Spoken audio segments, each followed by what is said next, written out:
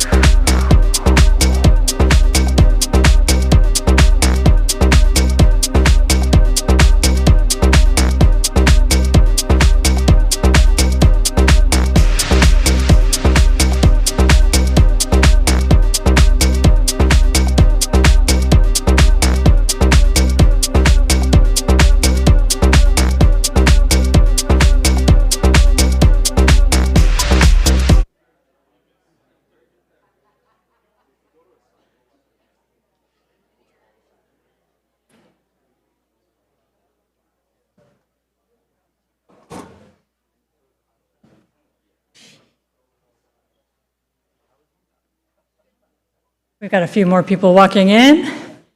Welcome to the 60-second Honors Colloquium, Education Behind the Curtains. This week featuring Dr. Eric Felix. My name is Karen de Bruin. I'm the director of the Honors Program. Just a few housekeeping details. The exits are in the back and on both sides of the stage. The bathrooms are in the foyer. Please, no photos or video recording. And once you've scanned your QR code for class, if you can just put your phones away so we can give our full attention to the speaker. If you need to leave during the event, please just do it quietly and please refrain from conversation until you're completely out of the building because it does echo up here. And now what I'd like to do is read the land acknowledgement because I think our land acknowledgement person may not be here, so I'll just read it. The University of Rhode Island occupies the traditional stomping ground of the Narragansett Nation and Niantic people. We honor and respect the enduring and continuing relationship between the indigenous people and this land by teaching and learning more about their history and present-day communities and by becoming stewards of the land we too inhabit. Is there anybody here that identifies as indigenous that would like to say anything before we start? No? Okay.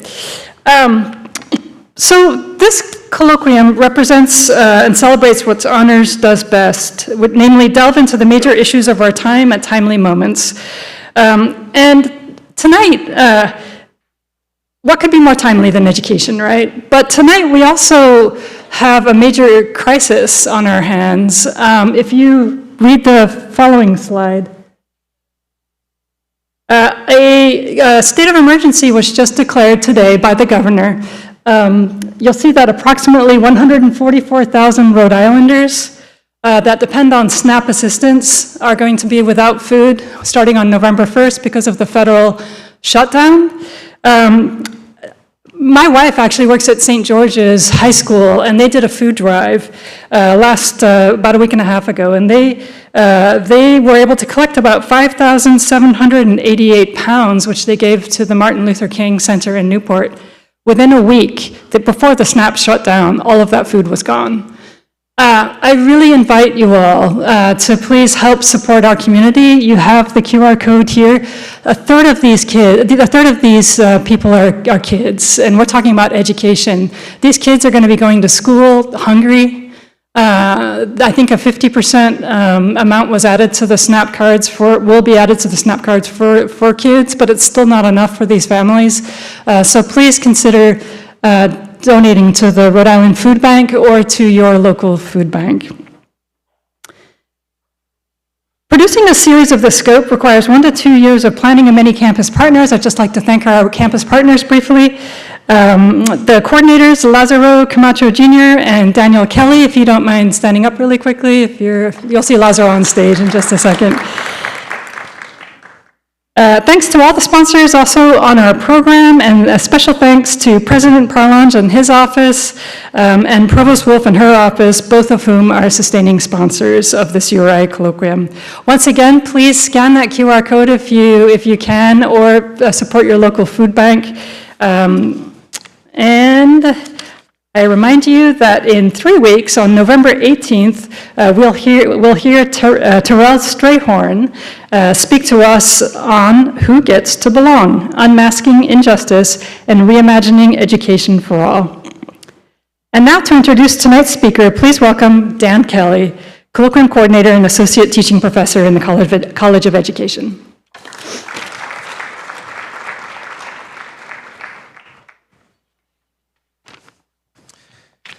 Good evening, ladies and gentlemen. Welcome to tonight's Honors Colloquium. It is truly a pleasure to have all of you here this evening. Students, if you haven't completed the attendance form yet, it's your last shot, so please scan that QR code and log in for us. Before we begin tonight, I do want to take a moment to recognize our honor students. Most of them are sitting here in the middle section. Over the course of this series, Dr. Camacho and I have been very, very impressed by this group. They are thoughtful, insightful, and have been very consistent in asking questions that push conversations to a much, much deeper level.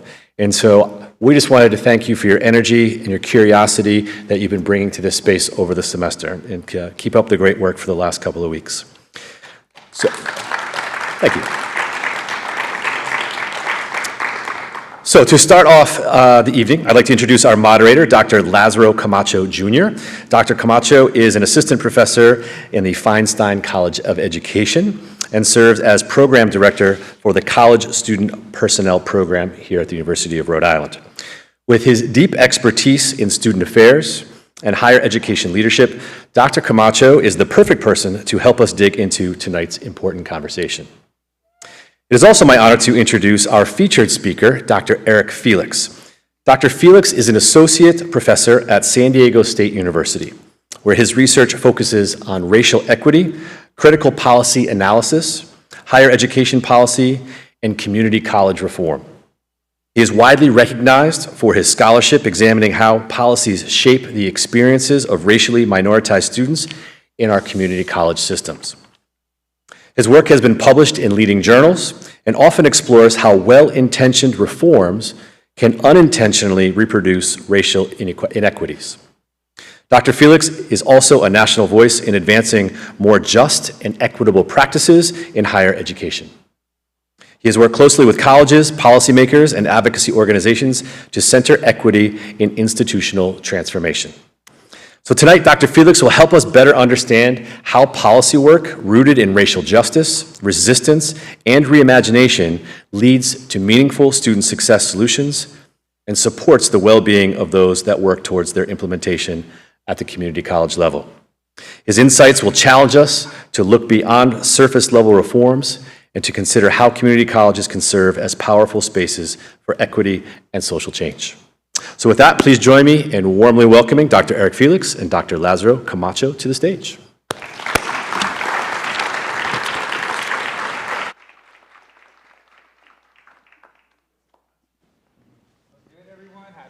How we doing today? Happy Tuesday. What's good? Welcome, welcome. Thank you so much for joining us on this cloudy but happy day. The sunshine is clearly inside this room today, and I'm excited to be able to be with you today. I'm joined by my friend and colleague, Dr. Eric Felix. Super excited to chat with you all. To get our conversation started, I think it's always really important to not only sort of talk about the topic of the night, but to also situate the individual in the conversation. And so my colleague, Dan Kelly, did a fantastic job introducing us and sharing the work that Dr. Felix does, but I'd love for the audience to have a chance to get to know you through your sense of positionality, right? So who is Dr. Eric Felix? What brings him to the work that he does in higher education, and especially his work central to community colleges and racialized organizations? All right. Well, thank you, University of Rhode Island, for the warm welcome. Well, chilly welcome, but really warm in here. We'll keep with that metaphor. It's bright and shiny in here. Happy to be able to have this conversation. I think for me, there are a couple things that make me Eric Felix, and I think of them in three ways. One, I'm a partner. Two, I'm a parent. And third, I'm a professor. Partner, I get to travel New England and explore over the last 4 days with my wife, Jacqueline Felix, who's here in the audience. It allows for me to be centered and to have stability as it relates to being able to do work that continuously creates this level of fatigue, of sometimes disillusionment when you're trying to advance racial justice in higher education. And since January 20th, 2025, continuously getting letters, guidance, rescindments around efforts that we're trying to advance justice and equity. I think about the ways that my family is structured. My grandmother is from Guatemala. I'm Guatemalan and Mexican. I think about the ways that because she grew up as a woman in a rural area, was not able to access education. I think about the ways that I was able to benefit from TRIO programs that are being cut today. Being able to be part of upper bound math and science, to be able to explore topics like physics, engineering, even though I pursued history and cultural anthropology. And the ways that now I have 2 kids and I try to build a world that is different for them and that will be just and equitable and that allows for them to thrive in any way that they see themselves moving forward in this society. I appreciate that, thank you. You know, I think that insight's really important for understanding the personal nature of the work that we do in higher education.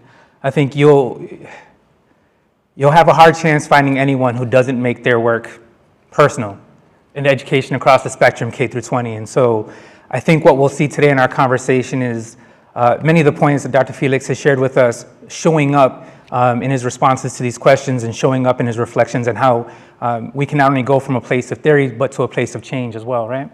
And so to sort of start contextualizing this conversation, I'd love Dr. Felix to help us sort of understand community colleges a little bit, and I'll share why before I invite him to do that.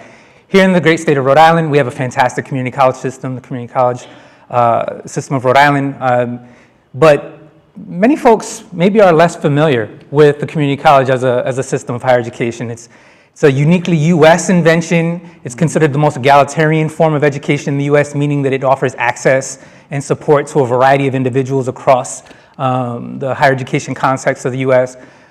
Despite all those fantastic things, I think we don't understand it and appreciate it enough for what it is and why it matters. And so, Dr. Felix, would you help us understand, sort of us everyday folks, why we should care deeply about these institutions? Yeah. Community colleges make up over half of all public colleges and universities in the United States. But more importantly, community colleges are those portals of possibility, right? It allows for anyone that wants to go to college to get a certificate, to get an associate's, to transfer or something further, whether you're coming out of high school, whether you're in high school, whether you are an adult learner wanting to get a new skill or a new trade. And so the beauty of community college is that open access mission that ability for you to enter the space at any time and place, right? A lot of times we think about institutions that many of us have attended that have the ACT or the ACT, a variety of requirements, but the community college accepts everyone and anyone and allows for them to transform their individual lives, their families' lives, and their communities. One of the things that I love about community colleges is that they also center hiring people, counselors, faculty, advisors, presidents, that they themselves went to community college. It's something about having that experience of inequity, having that experience of a barrier, of having housing instability, of needing basic needs, and saying, as a leader, as a president at this community college, I want to ensure that every decision I make allows for students to never have to face those basic needs, or there's barriers, or there's inequities that I face. And so one of the things that I've really appreciated, especially in the California context, is the ways that the leaders in community college reflect the population that they serve. They were themselves English language learners who maybe came to the US at 30, who learned English at 35, and then now at 50 or 60 are leading their institution and creating a holistic environment where students can thrive. Beyond that, they are regionally located, especially in the California context in which I study. We have 116 community colleges all across the state that serve 2.1 million students, right? 116 community colleges, 22 campuses across the California State University, and 10 campuses across the UC. What that offers is not just an approach for higher education, but a regional approach, one that's contextualized for the rural areas, for the urban areas, and ultimately allows for students to thrive because they have faculty, they have staff and administrators who come from that region. And beyond that, there are lots of policies in California that are requiring faculty and staff to advance racial equity. So in California, we have a policy known as Student Equity and Achievement. It gives campuses $498 million annually to identify, address, and improve gaps as it relates to racial equity. And I've been working with colleges over the last 10 years to do that, more specifically with 23 colleges over the last 3 years, and been able to see the type of change enacted since 2022, seeing how they use these dollars to be able to close barriers as it relates to transfer, which has been one of the biggest issues in California, as well as serving their basic needs, right? Students can't learn if they're not eating, students can't learn if they're living out of their cars, and so really addressing holistically how we support community colleges in the state. I appreciate you mentioning the notion of holistic care, or you didn't specifically say holistic care, but you talked about the holistic approach. And so as a longtime student affairs professional, I think of that as the holistic care of students through a variety of mechanisms. And I think what you shared with us just now demonstrates a few different ways that we can think about student success in a holistic way. Policy, practitionership, thinking about sort of the day-to-day work and the longer efforts that go into achieving some of these goals. But what's really important to this idea of holistic care is sort of this notion of racialized organizations that you've discussed as a part of this work. And so to continue operationalizing this conversation for folks and helping us sort of all be on the same page, I was hoping that you could help us understand a little bit more deeply these ideas of race and power and how they shape the structures of education, and the structures of higher education, particularly as you're making meaning of them in your work. Yeah. I think one of the important aspects to think about is the way that admissions and access to higher education is racially stratified, right? We think about who has access to Brown, who has access to the University of Rhode Island, who has access to the community colleges of Rhode Island, and you start to see that there's a demographic shift in terms of who's able to attend, primarily Black and Latinx individuals in the community college context. And so one of the things that we think about is how our state policymakers allocate funds in different ways to different types of institutions. Especially in the California context, the UCs tend to have medical centers, law schools, more graduate education. They get nearly $30,000 per student in allocation. The CSUs that train nurses and educators, they get roughly $18,000 per student. And then the community colleges that serve any and all students that are looking for post-secondary education, again, over 2 million students across 116 campuses, they get just over $9,000 per student. And so when we think about the ways that these resources are allocated unequally, we start to notice the ways that also the harder it is to get in, the easier it is to get out. So the UCs in California, their success rates, right, their graduation rates are in the 90%. The CSUs are in the 60s and 70s, and community colleges in the 40s. And so you give more resources to more institutions that have more prestige, and you see them graduating at higher rates. Community colleges, less resources, and then our students that have faced constant disadvantage throughout their educational trajectory, unfortunately experience these racialized dynamics, which are disparities both in persistence, success, transfer, and graduation. So what I hear you saying, Dr. Felix, is this is really a structural conversation. This is a systems conversation. I think when we think about race, or we think about sort of how that might show up in the conversations in higher ed, we might think literally conversations about race. And while that might be a part of the conversation, I think what we're thinking about maybe is how historically systems of education have been set up to sort of prioritize certain metrics, certain means of success, certain sort of ways of knowing, if you will, and how to support success long term. And so what I think I hear you saying is that there's sort of this stratified feeling, this tiered system maybe, at least particularly in California, where you have the UC system, CSU system, and then the community college system, and each one is being prioritized in a different way, inequitably, and the system has been set up that way for a long time. And part of the challenge to the work that you're trying to do is maybe sort of disrupting sort of that long existence of those tiered systems, and how that does or doesn't support the success of students who might be minoritized or historically racialized or contemporarily racialized in higher education. Yeah, that's a big point. I mean, I think one of the things that I try to focus on is influencing our policymakers themselves, right? How are we allocating our funding sources? How are we providing guidelines, especially in 2025, where we have this federal government that's continually saying that you can't do DEI, that you can't do equity work, that you can't do justice work. And then in California, we have 20, 30, 50 different laws in the books that are codified that say you can do equity work, that you can advance identity-based work. And so we're really in this place where working with colleges to say, like, just because there is one mandate federally that's telling you to not do it, and it might be challenged in court, you have laws from the 1900s, from the 70s, from the 80s up till now that says you need to be able to advance equity. And so one of the biggest things that I've been doing is reminding policymakers to say, write some statements, communicate emails saying that the mission has not changed, right? That we're still gonna support our racially minoritized students, that we're gonna support our student parents, our formerly incarcerated students. And those are things that like don't come out in a paper or a publication, right? I know a lot of the honor students, you're writing these briefs, you're writing these papers for your classes, but these are like conversations where you're constantly nudging folks to say, do the right thing, do the right thing. People are scared to talk about equity, so people are scared to do equity. Send out a communication, send out guidelines, a memo saying you can still do this work. And that nudging, what I call instigation, right? A lot of times we talk about scholarly inquiry. I've moved to this notion of scholarly instigation. Instigating change, right? You have the power. You're the chancellor of the California Community College System, or you're the vice chancellor of education and support services. Send out that communication to the thousands of employees that are thinking like, students want us to have our backs, their backs. Who has our backs in this work, right? As we're getting pressure from our board of trustees, as more and more foundations, more conservative foundations are scrutinizing these things. So in San Diego, right? You can Google this. It's been headlines for the last week. But the University of California, San Diego had a particular scholarship to benefit Black students and Black student success broadly. There are a lot of conservative organizations that are providing lawsuits to schools to change the way that they operate, scholarships, admissions, and even though that it's legal within the state of California, even just the threat of a lawsuit had them change their dynamics. And can you believe what law they used to change those dynamics?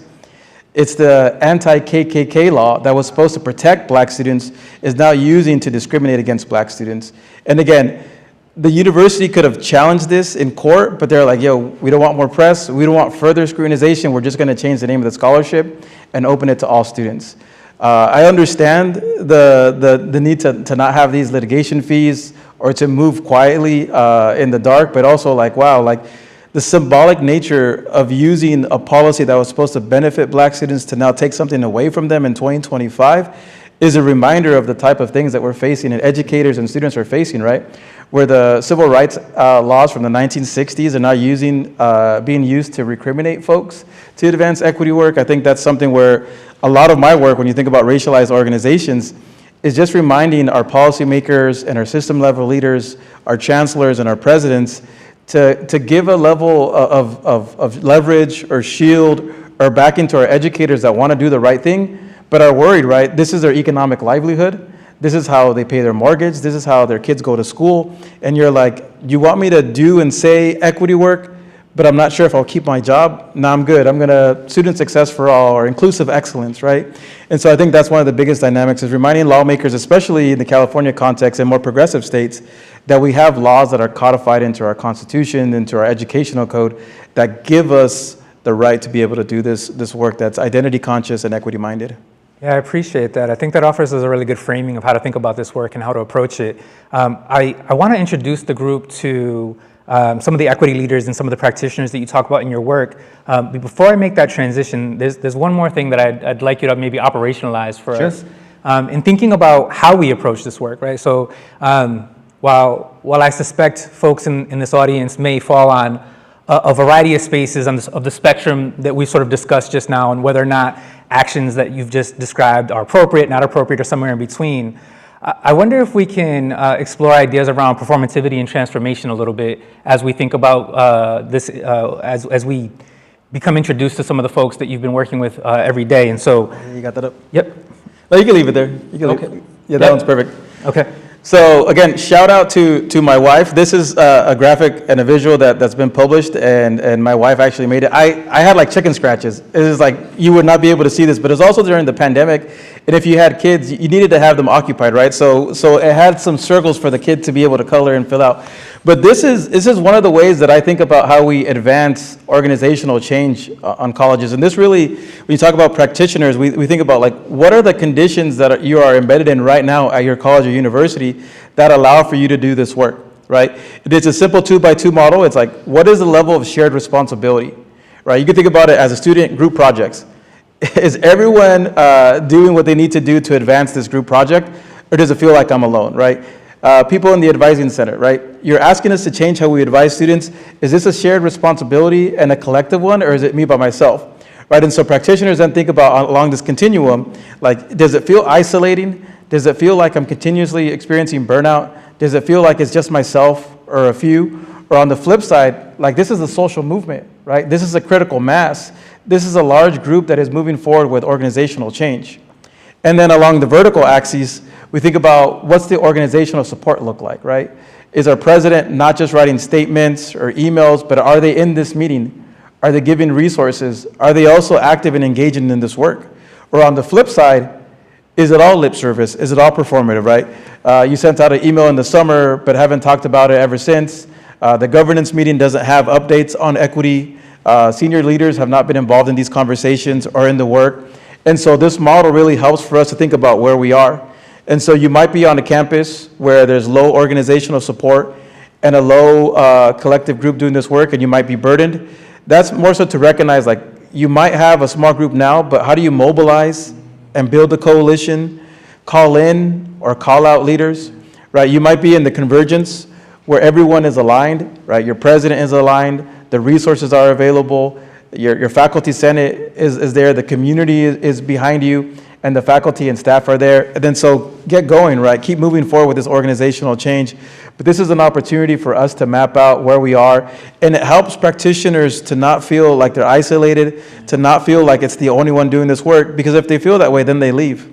And these are brilliant, amazing colleagues that are doing work. And for the most part, people that do this equity work, at least in the California context, tend to be women and women of color. So there's already a burden around the ways that gender and racialized gender are experienced in colleges and universities.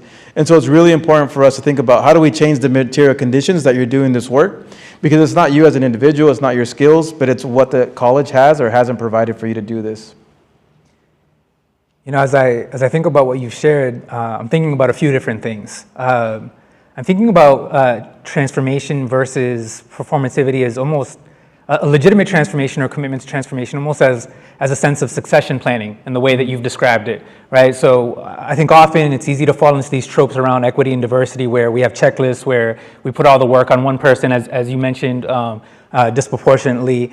But really institutions or departments or divisions that are really committed to this work, don't just have a random 3-year, 5-year, 10-year plan, but they have this ongoing sort of sense of succession where when one person maybe moves on or does something else, they have a sense of continuity built in through this sense of succession maybe.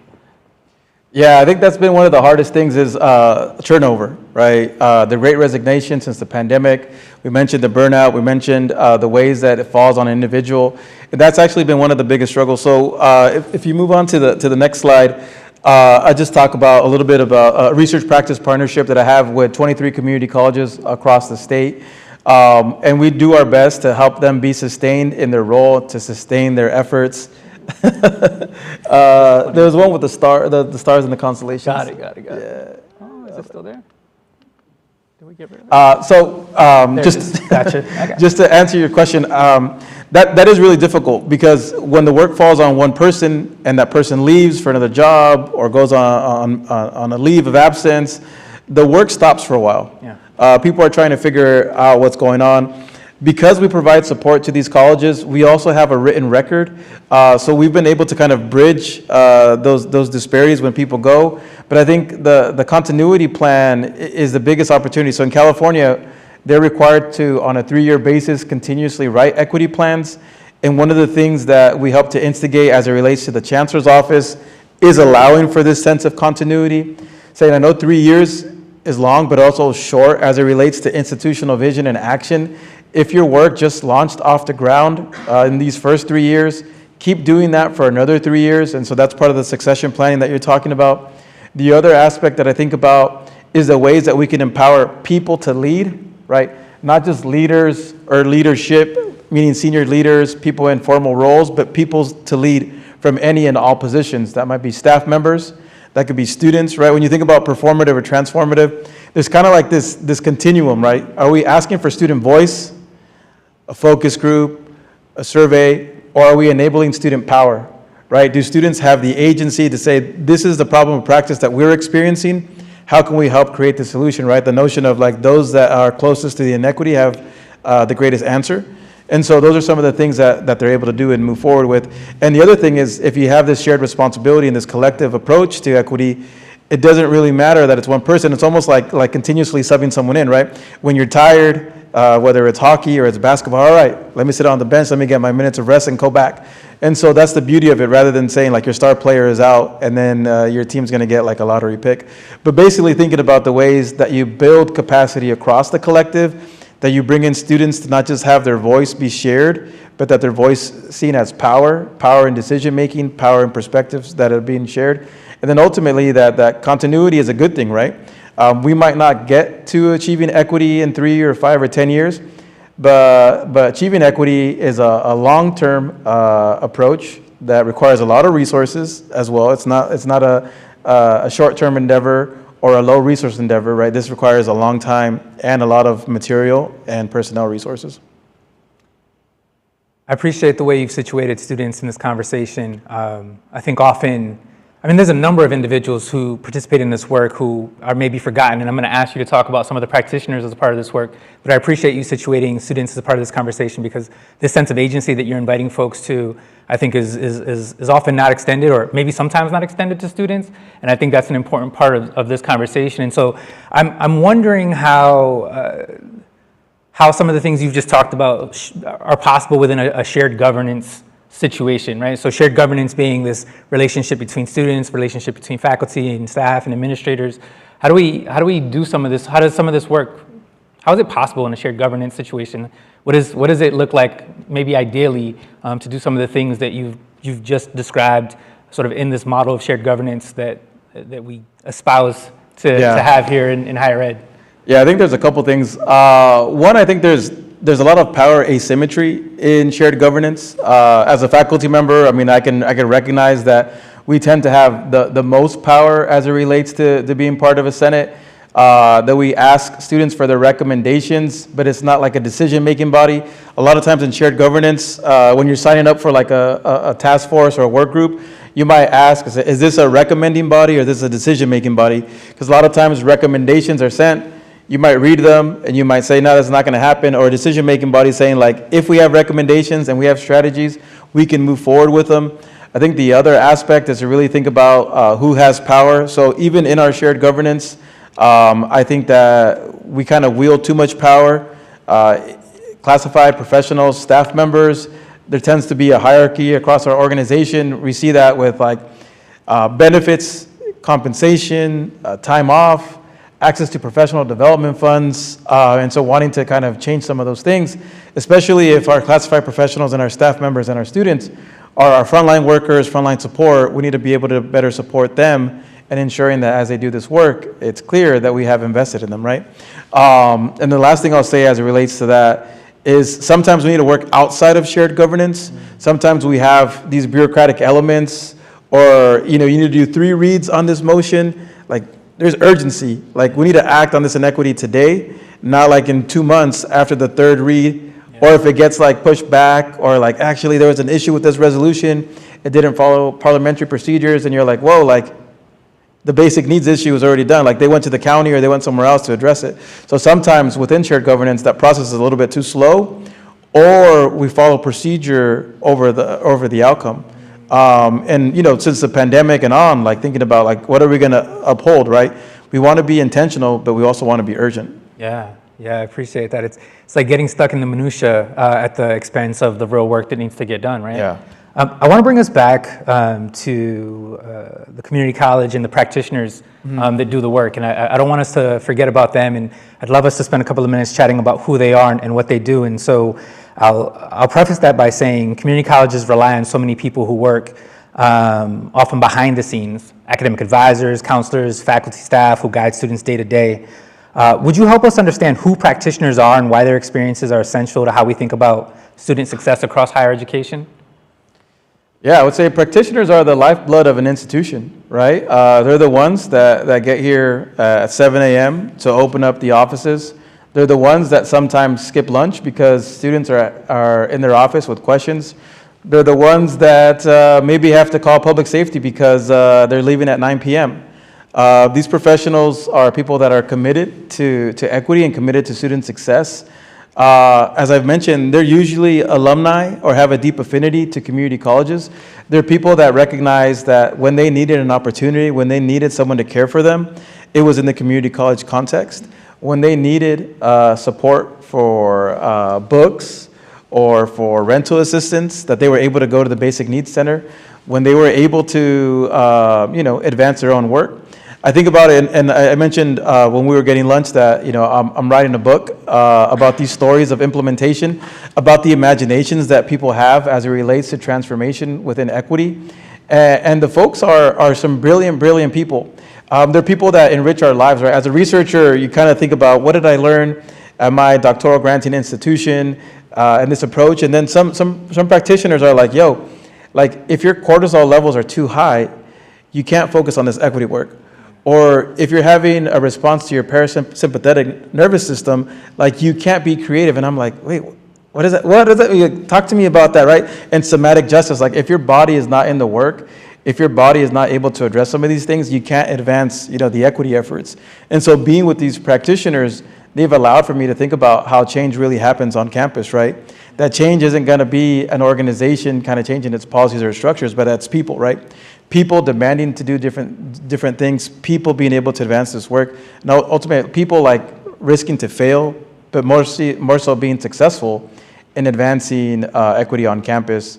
And for the most part, they're humble and brilliant. And so the image, which it's all good, it doesn't matter. There was another one, but the metaphor that we use, like individually, we're a star that shines bright, but collectively we're a constellation that illuminates the universe, right? So when everyone comes together, you see that collective approach to advancing equity. People bring their perspectives, people bring their commitments, and ultimately that's the way that you see the organization change. I would love for you to talk a little bit more about that physical response. And I think in your work you talk, well, I was gonna say a little bit, but really a lot about this idea around racial battle fatigue. And I was wondering if you might be able to share a little bit about that. And I will move to the slide of racial battle fatigue. Yeah. So in one of the pieces that I wrote, it was talking about carrying the weight of racial change, and people talking about the ways that they would physically get sick because of the work. that, at one point, speaking of academic senates, they went to go present their equity plan and the goals they had to eliminate racial barriers on campus. And one of the senators from this shared governance said, if this plan is successful, I'll call the Nobel Peace Prize because you're going to win it, saying, I don't think it's going to happen, right? And so, how do you go in front of your colleagues, have this plan for the next 3 years, and them laughing at you and the vision you have for justice, right? Many times, our colleagues are also primarily women and women of color. And they continually get questioned in meetings about how to move forward with organizational change. Their leadership is also questioned. And so in thinking about this, it really is important to think about the practitioners and the experiences they have. A lot of times, and I talked about this in the class, is that there's no way that we can advance student success or student equity while we sacrifice employees, right? Student equity is necessary, of course, but the conditions that employees face in the pursuit of student equity is just as important. Too many times we're having colleagues leave our campus, leave positions because they didn't have the material support, the personnel, or the capacity to do this work. And so I think that's probably one of the most important aspects. Beyond that, it's this beautiful thing of them really buying into what we talk about collective action. Them having not just one leader, but then now it's called a tri-chair model, or them having an entire work group that's talking about social and organizational transformation. And so it goes from one person to 3 people to 10 people. Some colleges have 40 active members doing this work, right? And you can imagine you doing this as one person, you doing this as 3 people, you doing this as a critical mass of 40 folks on your campus where, maybe there's 200 or 400 employees. That is amazing work. And so then it doesn't feel like that effort, right? The article that you were talking about, carrying the weight of change, it just feels like average work. And so I think that's one of the benefits of having a collective approach to equity. Yeah. I know from my own work and my own research that racial battle fatigue isn't necessarily a new concept. It's a challenge and struggle that educators, particularly those dedicated to DEI and justice, have been experiencing in a variety of different ways for some time now. Yeah. But I imagine that the social political context of the day, the age, the time that they're working in maybe either helps alleviate it to some extent or potentially exacerbate it, given sort of what they're navigating. And so as I think about what you said earlier related to a proliferation of things like DEI bans, equity offices being renamed or removed, growing tensions around inclusion work, I'm wondering from your perspective, how does this current socio-political moment exacerbate things like racial battle fatigue or illustrate what it means for individuals to do work within racialized organizations? Yeah. I mean, the perfect example is before we got on stage, we were talking about SNAP benefits, right? So now administrators have to say wow, our students might not have the ability to eat, to be nourished, right? Midterms just passed, right? It's getting colder. How are students going to have these basic necessities to be as engaged and as equipped to learn? Why do we need to wrestle with this topic of are SNAP benefits going to be available after October 30th or not, right? So there's all these things that are in the way. So the racial battle fatigue or the fatigue of trying to advance equity and justice on colleges has increased. You just don't have to do the work of organizational change before you're trying to convince colleagues that equity mattered and that trying to move forward with a justice-oriented college mattered. Now you have continuous onslaught of policies since January 20th of 2025, right? I think about the Dear Colleague letter that was put out in February 14th, Valentine's Day. That was a love letter to educators to say, don't do equity work. I think about the guidance memo by the Department of Justice that was released in June. I think about, vividly, unfortunately, the OMB memo, the Office of Management and Budget, OMB 2513, right? I remember it by name because we got that memo on January 27th.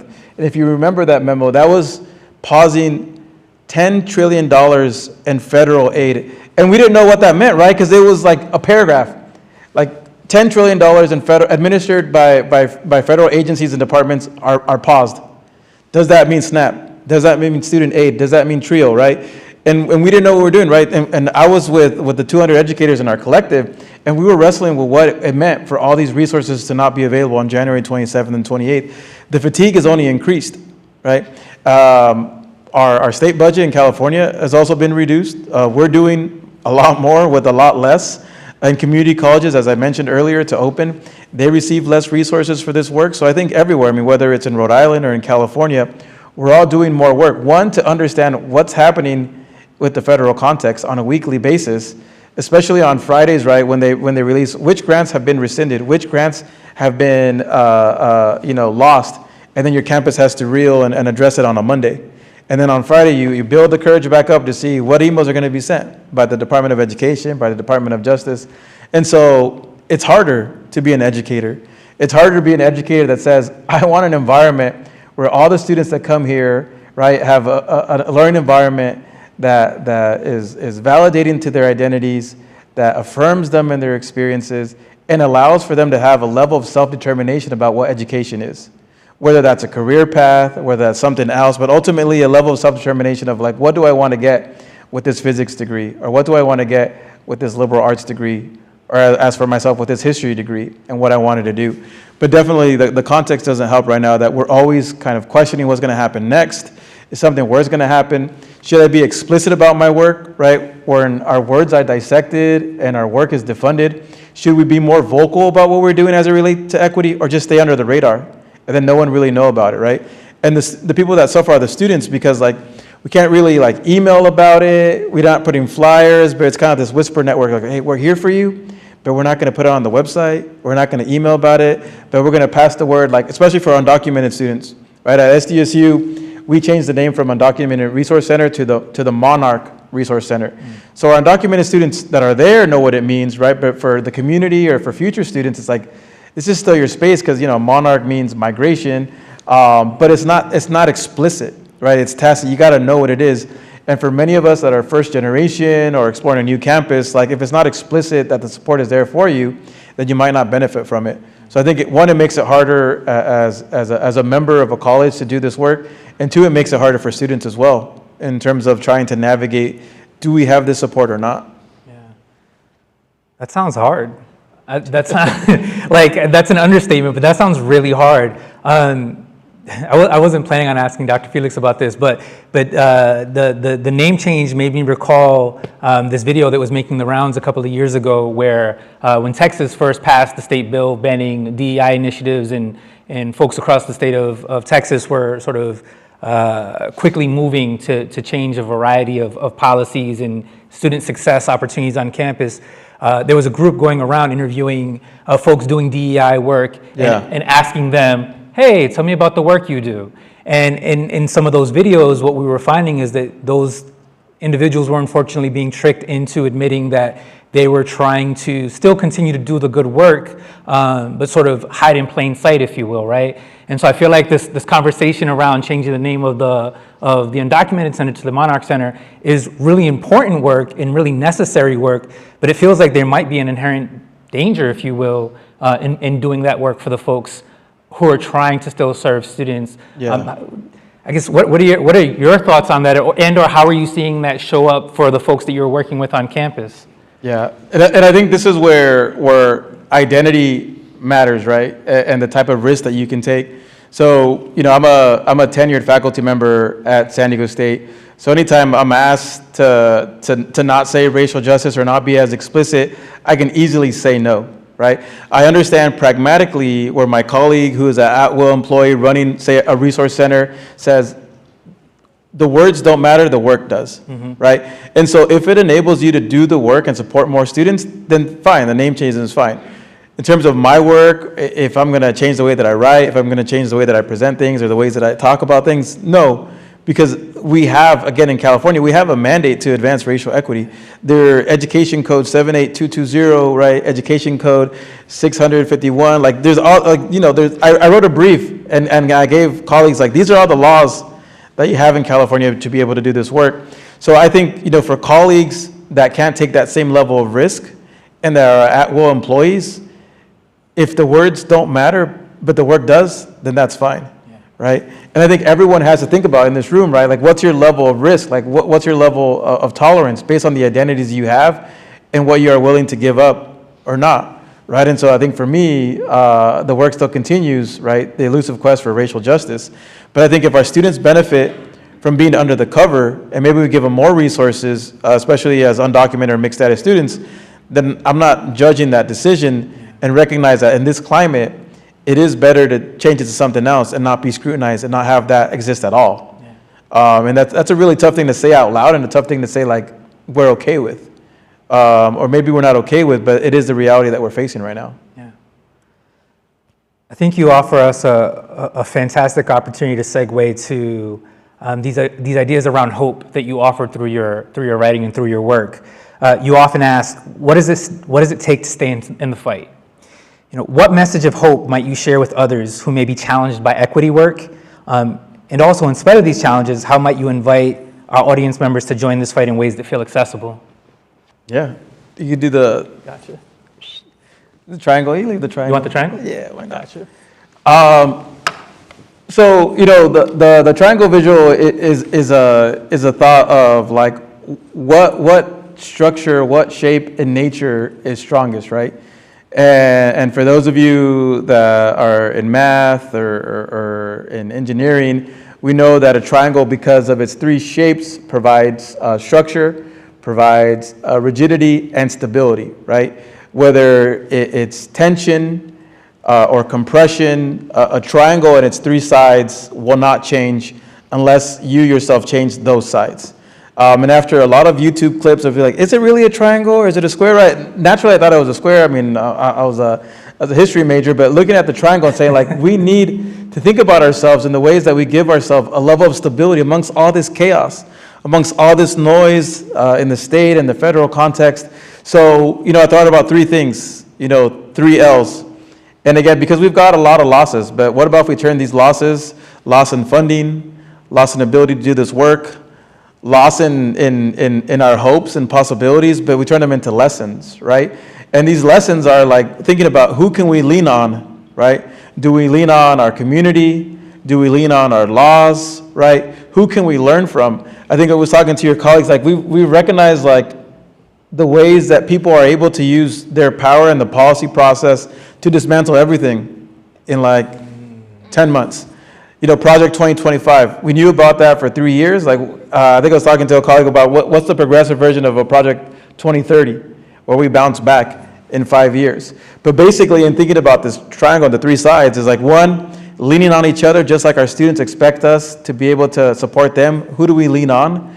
Learning from each other, right? Learning about the ways that we can advance equity work, and for the most part, leading without fear. And again, I mentioned identity. Based on your identity, based on your social status, you could lead in different ways, right? You can have the ability to be a little bit more risk averse or not, but we have to lead, right? We have to lead urgently and intentionally. I talk about leading with pause not to necessarily stop the work, but to think about like how meaningfully and creatively I could advance this. And so this triangle, right, just represents strategies to advance equity for myself now, right? Who do I lean on? Who do I learn from? And ultimately, whether I'm scared, whether I'm uncertain, it's still important for me to lead in these times. Someone needs to model the way. We need to think about, and then like the slide around Octavia Butler, is not that there's anything new under the sun, but that there are new suns, right? And that there are new worlds and new possibilities for us to move forward. And ultimately, that collective hope only happens amongst folks, right? It doesn't happen when you're by yourself. It doesn't happen with a group of 2 or 3, but it happens when you're in a community of saying like, we want equity work, we want justice work to be a social movement. You have my back, I have your back, right? We have these 3 sides to the triangle. We're going to provide each other stability, we're going to provide each other structure, and we're going to move forward in these ways. Yeah, I love that. For the folks in our audience, our students, our faculty, our administrators, our local community, what's an example of something that could be a place to start, right? So when we talk about, taking action, we often talk about things like political efficacy. What is our capacity for change? What is our capacity to make choices about what action could look like for us, right? Yeah.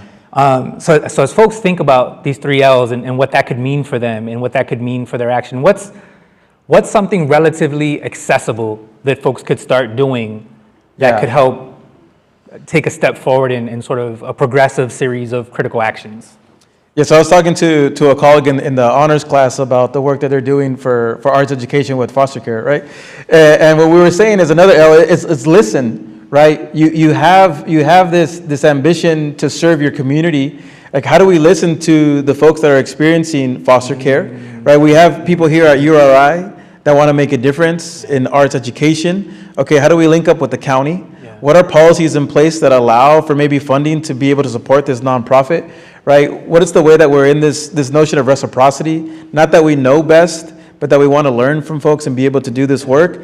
And then ultimately, like leading, right? Like just the thought of saying, like, I recognize that there's a gap in supporting foster care students or individuals experiencing foster care with arts and media and education, right? How do I listen to the community? How do I learn from the community? And then how do I recognize that either in the county or in this regional area, right, there's these support structures. We can look at the policies, the funding structures, and be able to complement and supplement them. So I think that's where, like, being policy knowledgeable, right? Knowing that you can be an actor in these spaces, that you can go to these meetings. I think one of the silver linings of the pandemic is that a lot of these meetings now have like a Zoom or some type of virtual capacity, and you can attend board meetings, you can attend your legislative assembly meetings via Zoom. That might not be possible in Rhode Island, but you can be able to go to Providence and talk about these things. Email, call your state representatives. One of the things that's been most influential for me is talking to state aides, the people that actually write the laws and the bills for the assembly people. All the policy briefs that you have, right? Think about either the person that represents this area or the person that might be on a subcommittee around that topic, and then share that information with them and have a conversation. But I think it really starts with a conversation. From a conversation, it's about how we collaborate, and then from collaboration, how we align our change strategies to be able to advance equity. Dr. Felix, you've offered us a really fantastic, comprehensive understanding of community colleges, their racialization historically, their racialization in a contemporary nature. You've given us a really fantastic understanding of the folks that do the work day in and day out, why their work is important, why we need to support them, and why that work is ultimately important for student success. And I think you've also equipped us with a way to move forward. You know, listening, how do issues need to be tackled, right? Who can we work with to make progress, and how can we ultimately create solutions based on the listening and the collaboration that we engage in? Mm-hmm. I think from this conversation, we can move forward in a variety of really positive ways to think about the work that's personal to us specifically and the work that's important to us professionally, and have a really great model for being able to move forward. And I want to thank you for being able to share that with us. And I want to invite the rest of our audience members in a round of applause to thank Dr. Felix for being with us today. Thank you. So because I learned from my lesson from my last moderation, I saved time for questions and answers, and I'd love for us to be able to engage with the audience on anything that was shared in this moment, or anything that maybe you thought of as a part of the conversation today.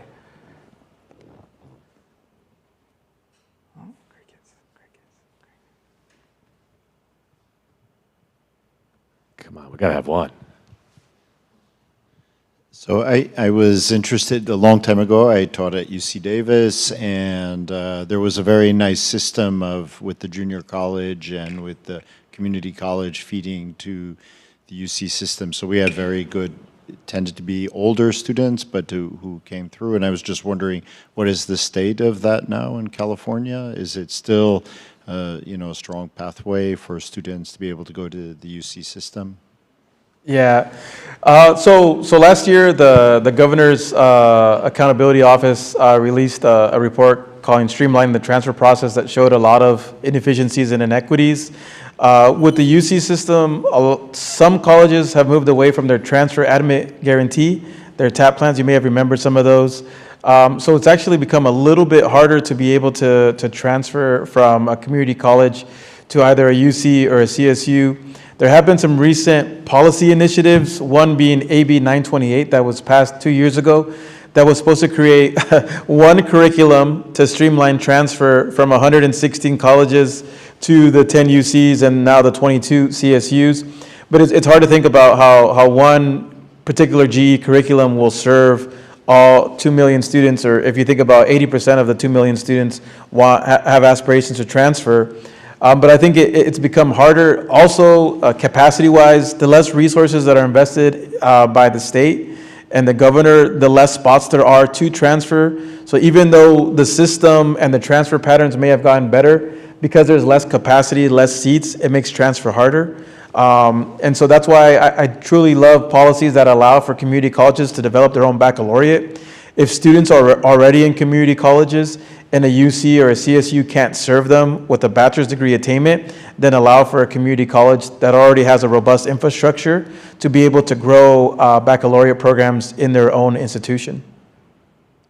And there's precedent for that. There's several states that have offered a BAS or have a bachelor's pathway, right? So it's not like it's a brand new crazy idea that you're pitching to community colleges. But it's quite interesting because of the policy dynamics. And again, in California, we have 3 systems of public higher education.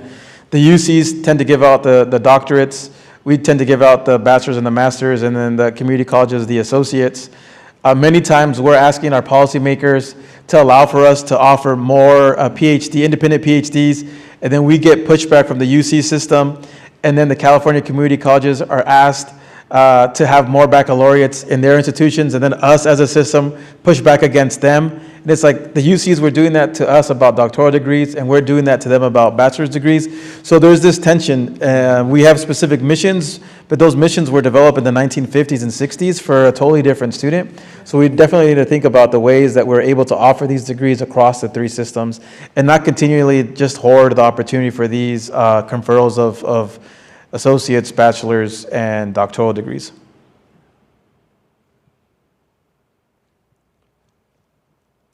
We got one more. You gonna get that one, or are you gonna make me walk all the way back there? Get your steps in there. We have time for one brief question.